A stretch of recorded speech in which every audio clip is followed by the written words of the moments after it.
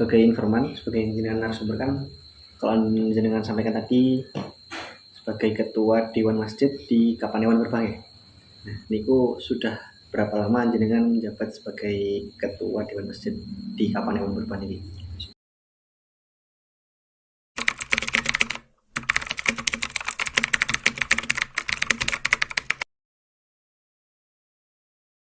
Kita ada 1 tahunan.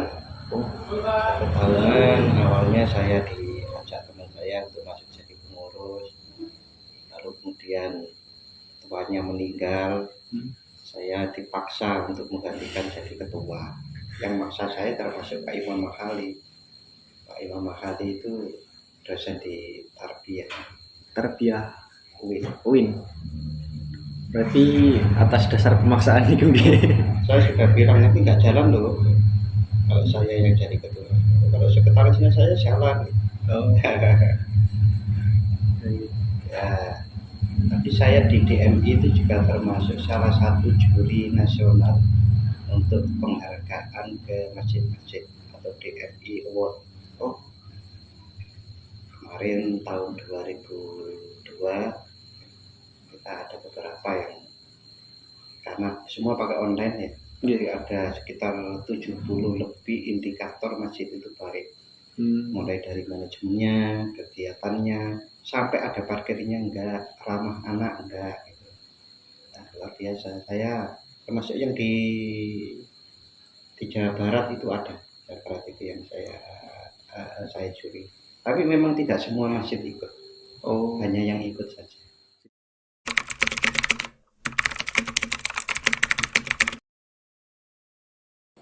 Saya pada waktu umur SMP kelas 3, saya itu masuk di pondok pesantren di Mojokerto. Muridnya Kiai Ahyat Halimi. Ahyat Halimi Mojokerto. Itu masih muridnya Kiai Haji Hasyim Asy'ari, pendiri NU. Beliau masih ketemu. Salah satu, dia itu salah seorang anggota atau pasukan Hizbullah, termasuk 10 November dan macam-macam. Itu masih hidup pas waktu saya di sana. Lalu kemudian saya setelah lulus itu setahun begitu, saya ke pondok pesantren Bahrul Ulum di Tambak Beras, Jombang. Saya bertempat di namanya Pondok Pesantren Bumi Damai Al-Muhib bin Bahrul Ulum Tambak Beras, Jombang. Diasuh oleh Kiai Haji Jamaluddin Ahmad, Muhammad Jamaluddin Ahmad. Kiai Haji Jamaluddin Ahmad itu sangat terkenal dengan kajian Al-Hikam. Nah, saya sekarang ngaji Al-Hikam itu ya atas izin juga ke beliau. Lalu kemudian saya kuliah di UII di jurusan PAI tahun 96. Masuk tahun 96 nih. Ya, 1996, lulus tahun 2000. Ya, ikut demo-demo itu juga, lari-lari dikejar polisi, kena gas air mata. Masa reformasi nih, ya? Iya. Saya masuknya waktu itu di Tarbiyah UII. Tapi ada seiring berjalannya waktu, Tarbiyah dan Syariah digabung sehingga jadi Fakultas Ilmu Agama Islam. Nah, saya sekarang ngajarnya di PAI, Prodi Pendidikan Agama Islam. Ngajar saya diantaranya metodologi penelitian, teknologi pendidikan. Itu saya kuliah S2 kan di teknologi pendidikan UNY. S3 di UNJ juga, tapi Prodi Penelitian dan Evaluasi Pendidikan atau PEP. Belum selesai nih. Berarti ini masih dalam penyelesaian disertasi ini. Nah, yang memberi warna saya itu juga pada waktu saya mahasiswa, saya itu tinggal di masjid. Bukan di masjid ini ya, di masjid ada asramanya gitu kan. Nah, asramanya ditinggali, mayoritas anak UIN, semua anak UIN kecuali saya. Cuma saya yang anak UII waktu itu, UIN dan UII. Waktu itu UII masih di Tembangan Baru. Yang sekarang jadi kampus Pasca Sarjana nih Kong ya? Sekarang juga pindah semua. Oh, Pindah ke Lurah. itu memberi warna ke saya karena di situ saya langsung bersentuhan dengan masyarakat. Itu kan saya di masjid ya, mulai ya marbot sampai mengganti penceramah, saya diserahi untuk ngurusi pemuda waktu itu, remaja Islam masjid. Itu memberikan warna karena apa? Masjid itu dekat bersebelahan dengan pura. Pura di Sorowajan Baru itu. Nah, di situ juga ada orang non-Muslim yang selain Hindu, Muslim, Kristen atau Katolik.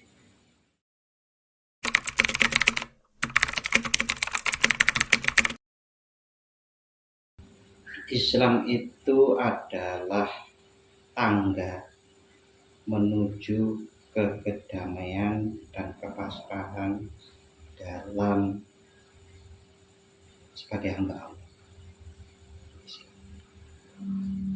Bagaimana kok itu tangga menuju ke kedamaian untuk menyerah sepenuhnya kepada Allah itu secara etimologis dari Islam itu semua. Islam itu bisa bermakna tangga, bisa bermakna damai, bisa bermakna takluk, menyerah. Kalau dirangkai seperti itu. Nah, aturannya sebagaimana Al-Quran yang diwajibkan kepada Nabi Muhammad. Jadi kalau ada orang Islam kok nggak damai, itu belum Islam. Mungkin sikmah Islam, mungkin masih cari-cari Islam. Walaupun sholat itu kan zikir, sholat itu kan mengingat Allah itu kan ala bidzikrillahi tatmainnul qulub. Nah, kalau udah sholat kok hatinya nggak tenang. Hati nggak tenang itu apa? Hati penuh rasa dengki, rasa sombong, rasa benci, rasa tinggi sendiri.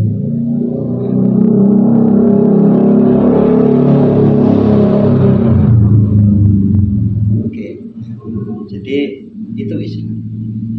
Itu semua terpaktun di dalam Al-Quran.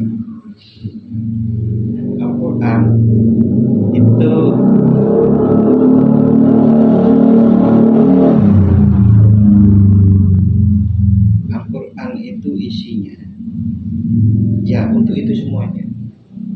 Jadi orang itu setapak demi setapak untuk menaik menjadi orang yang memperhatikan, yang berjiwa damai, juga bisa menularkan kedamaiannya ke sekelilingnya, ke keluarganya, ke tetangganya. Lalu kalau sampai lebar menjadi rahmatan lil alamin. Itulah Islam. Ya begitu. Islam bukan untuk apa, tapi Islam itu ya untuk diri kita sendiri, agar kita damai. Siapa yang nggak senang kalau bahagia? Jadi kalau orang berislam itu tidak bisa merasakan kebahagiaan, ya itu mungkin jalurnya salah. Islam kok masih banyak membenci orang, itu jalurnya masih salah. Harus coba direview, diteliti kembali cara berislamnya, pola pikirnya. Pak, Islam kan ada perang itu kan untuk mendamaikan. Sebagaimana kalau kita ada orang sakit yang harus diamputasi, ya diamputasi, karena kalau tidak itu akan bisa menjalar, ya kan? Nah, maka Islam juga kadang-kadang ya perang juga. Islam juga menghukum karena sudah tidak bisa diperbaiki atau agar menjadi baik. Ya itu Islam. Ya, baik. Kemudian pada dewasa ini banyak sekali kan timbul kayak aliran-aliran golongan Islam yang lain. Contohnya seperti kayak Muhammadiyah memiliki pahamnya sendiri, kemudian Nahdlatul Ulama memiliki pahamnya sendiri, dan lain sebagainya. Nah, kalau menurut jenengan, bagaimana pendapat jenengan tentang fenomena keberislaman yang bermacam-macam saat ini?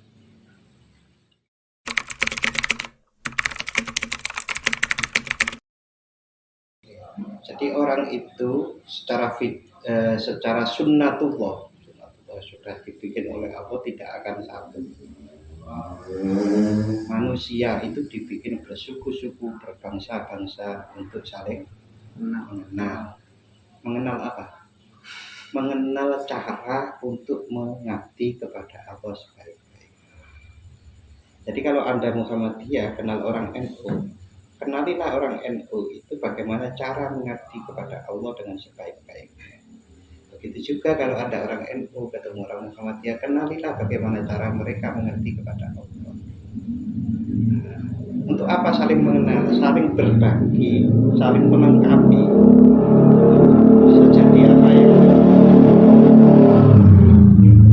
Bisa jadi apa yang kita lakukan itu masih ada yang kurang.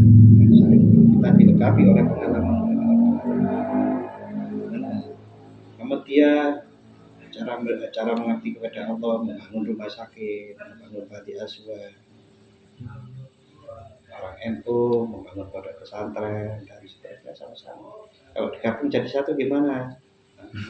Sekarang NU bangun juga rumah sakit, bangun panti asuhan, Muhammadiyah juga bangun pesantren.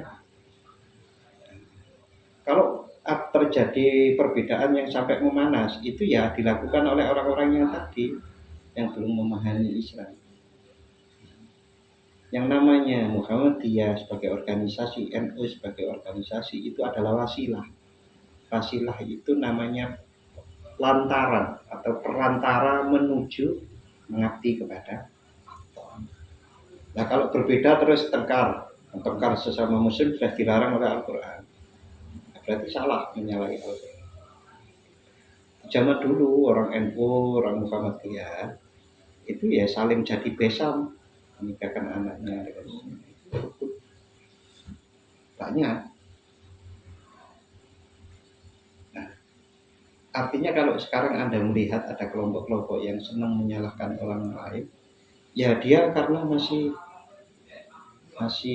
pahamnya belum lengkap. Gampangannya kalau sekolah itu ya sekolahnya masih belum tinggi.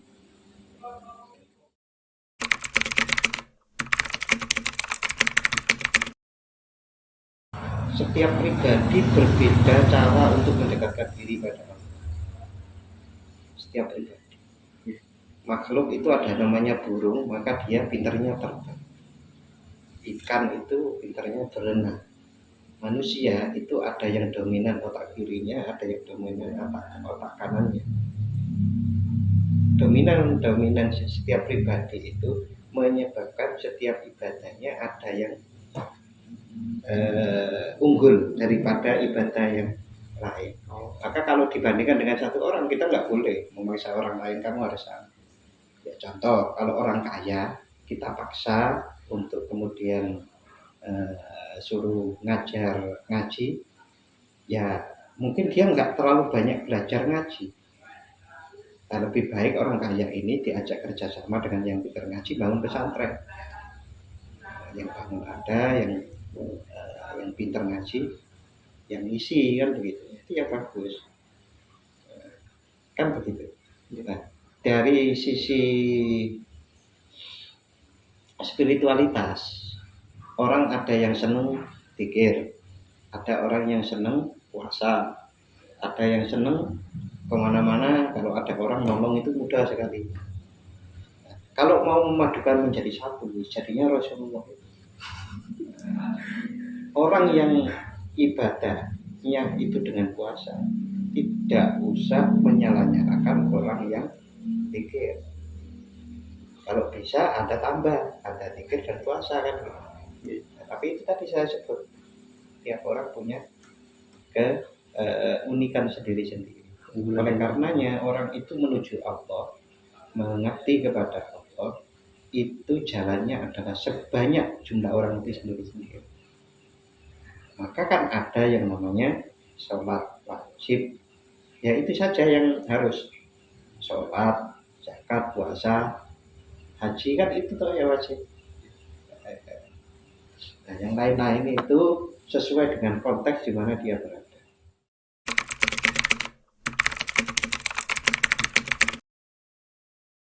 Itu proses. Toreko, suluk, mujahadah, zikir, itu proses. Apa ujungnya? Ujungnya itu adalah ma'rifat billah, Apa makrifat billah itu? Makrifat billah itu adalah mengetahui lebih baik tentang siapa Allah. Mengapa kok mengetahui Allah itu penting? Sangat penting sekali, karena kalau kita itu mau sholat umpamanya, sholat itu menyembah siapa? Kalau nggak kenal Allah, siapa yang disembah? Ngarang toh. Maka yang pertama orang itu harus awaluddin ma'rifatullah. Awal keberagamaan seseorang itu harusnya adalah kenal. Walaupun kenalnya kalau anak SD ya SD, SMP, SMA dan seterusnya. Walaupun itu tidak mesti orang yang tua itu lebih kenal Allah daripada yang lebih muda. Itu proses. Nah, lalu marifatullah itu gunanya apa dalam kehidupan untuk kemajuan peradaban ini? Ya, kalau kita itu mengenal Allah, maka kita menafsirkan, menerjemahkan, mengaktualisasikan ayat-ayat Al-Quran itu lebih dekat sesuai dengan kehendak Allah.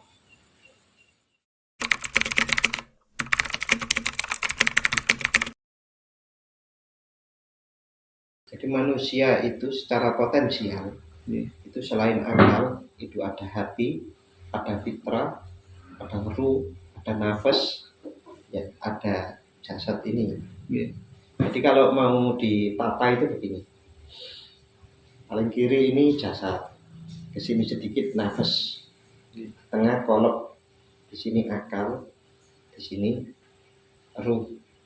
Nah, kolok itu medan dialog, pertemuan antara kebutuhan jasad diolah oleh nafsu, bagaimana menanggapinya, dimasukkan ke hati, akal pertimbangannya seperti apa, ruh itu isinya fitrah bertauhid hanya Allah itu di sini. Nah, yang menang mana?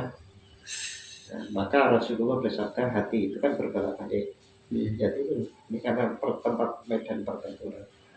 Maka kalau yang dominan nafsu, maka yang menang menjadi perilaku atau sikapnya didasari oleh nafsu. Nah, kalau yang menang akal, maka dia akan yang lebih mendekati ke kebenaran. Akal itu, ini bahasa saya sendiri, itu adalah sepertiga dari seluruh potensi manusia. Potensi manusia yang lain itu adalah hati yang dalam pengertian fitrah ini, atau batin. Nah, yang lain apa? Yang lain itu fisik. Jadi sepertiga. Ini sederhananya ya. Tentu di bawah ini penjelasannya banyak cabang. Nah, kalau mau digampangkan begini, sepertiga itu manusia itu ada di jasad, di sini ya, pada waktu di dunia ini jasad ini, lalu kemudian yang sepertiga itu akal, sepertiga lagi batin. Batin ini isinya hati, fitrah. Maka kalau ingin mendekati Allah secara total, kan secara totalitas ya, ini semua kita gunakan. Kalau akal saja, kita akan menemukannya sepertiga saja. Itu pun kalau akal sudah dimaksimalkan semaksimalnya. Kan tentu kesulitan orang memaksimalkan akalnya. Paling sepertiga itu paling 30% dapatnya. Itu sudah total. Nanti kalau ditambah 30%, tambah 30%, paling enggak 90%. Mendekati ya. Iya. Jadi kalau ada orang hanya rasio, itu sebetulnya adalah pintu masuk.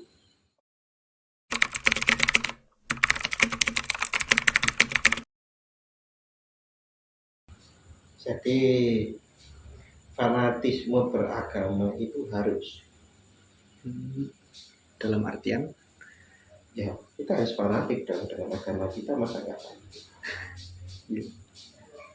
Fanatisme harus didukung dengan yang tadi semuanya saya sebut sebagai bahwa kita harus berproses memahami dengan akal kita, dengan indera kita, memahami dengan batin kita.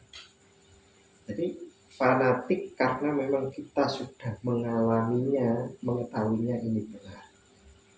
tanpa menafikan orang lain.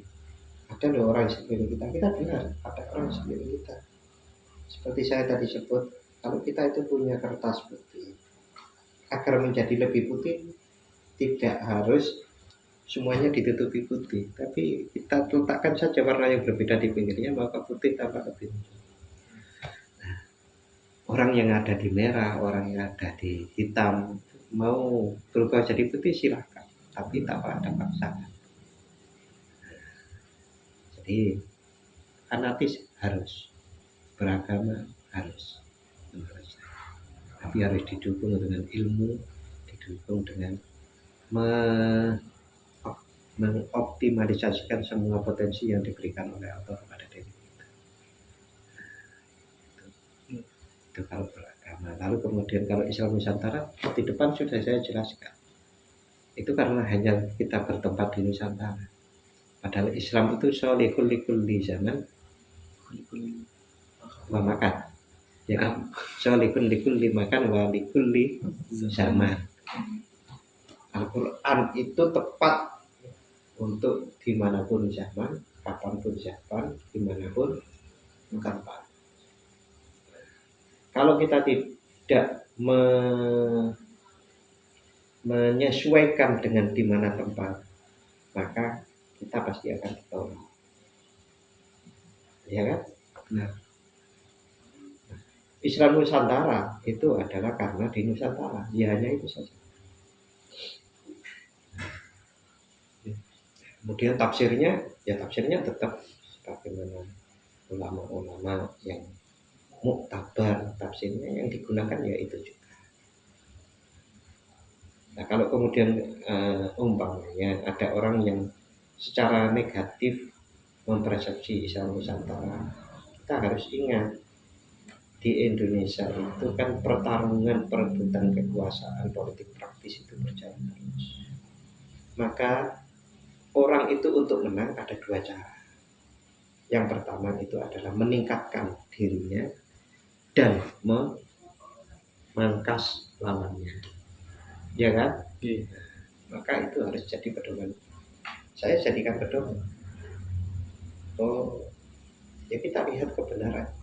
Kadang kalau kita sudah tertutupi oleh rasa senang kepada sesuatu, kita mengabaikan untuk mencari kebenaran.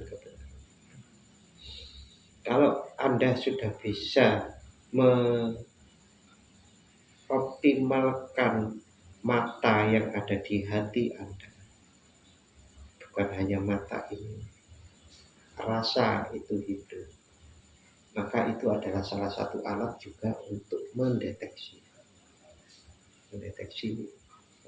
apa sih fenomena ini. Tidak mudah kagum, tidak mudah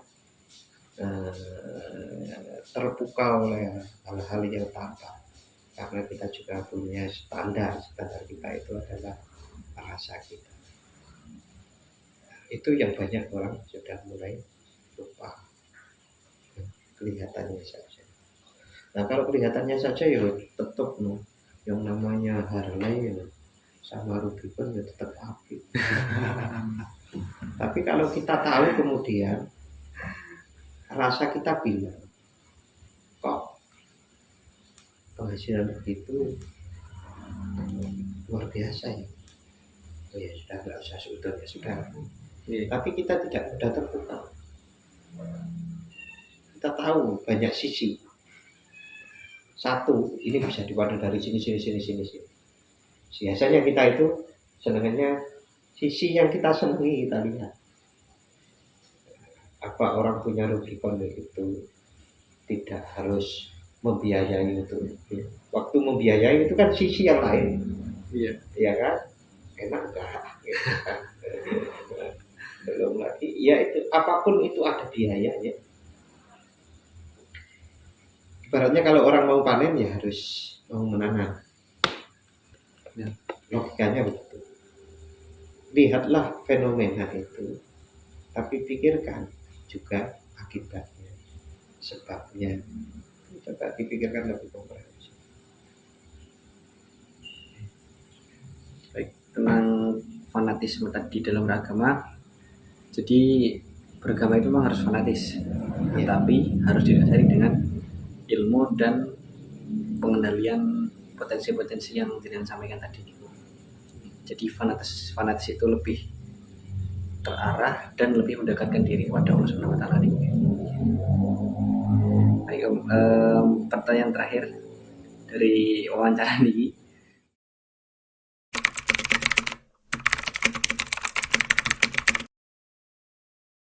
Di moderasi agama kalau di Indonesia itu kan dimunculkan pemerintah karena melihat bahwasannya hubungan antar agama dengan intern agama dengan banyak ormas-ormas maupun partai-partai banyak perbedaan, itu perlu dirukunkan. Cara orang merukunkan itu, kalau Anda kelahi sama teman Anda, paling baik kalau kita merukunkan kan paling nggak ada wasitnya. Wasit itu ya moderator. Nah, pemerintah ingin agar moderasi beragama ini menjadi bagian dari setiap orang. Bagian itu maksudnya ya menjadi pola hidupnya, pola pikirnya. Sehingga kalau ada sesuatu itu selalu akan dicari bagaimana kita baiknya di antara banyak pihak. Baiknya banyak pihak. Saya berhadapan dengan ada ormas lain nih. Itu baiknya bagaimana? Baiknya loh ya. Baiknya itu berarti kita memoderasi pikiran kita, memoderasi sikap kita, memoderasi apa yang akan kita lakukan agar muncullah yang terbaik. Berarti yang terbaik bagaimana hasil dari wasit ini? Ya, yang namanya beda kan, cuma beda sama-sama Islam. Beda agama, kita juga perlu hidup sama-sama di bangsa ini. Masa kita harus kelahi? Hasil moderasi kan diantaranya seperti itu. Nah, moderasi agama yang sudah tampak di masyarakat selama ini banyak. Cuma sekarang beberapa agak hilang. Gotong royong kerjasama satu desa dengan berbagai macam perbedaan agama, perbedaan apa, partai, perbedaan bisa kumpul jadi satu. Terus kenduri dulu kan di sini itu semua kenduri dihadiri orang satu kampung, tidak memandang agamanya apa, dan itu mulai hilang. Di antara cara yang bisa dilakukan itu kalau menurut saya adalah menggiatkan kembali kegiatan-kegiatan masyarakat yang itu bisa mempertemukan banyak orang dengan berbagai macam perbedaan. Lalu dari situ akan muncul kesepahaman.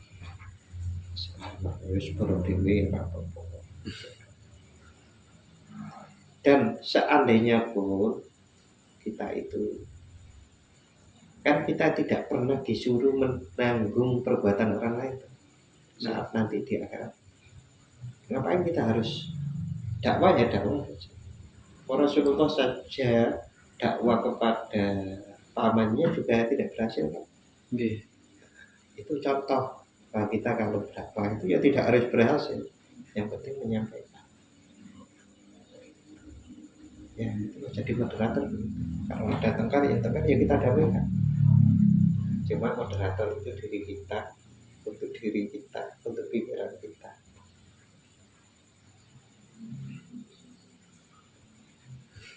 Cukup. Alhamdulillah sudah tercerahkan. Insyaallah.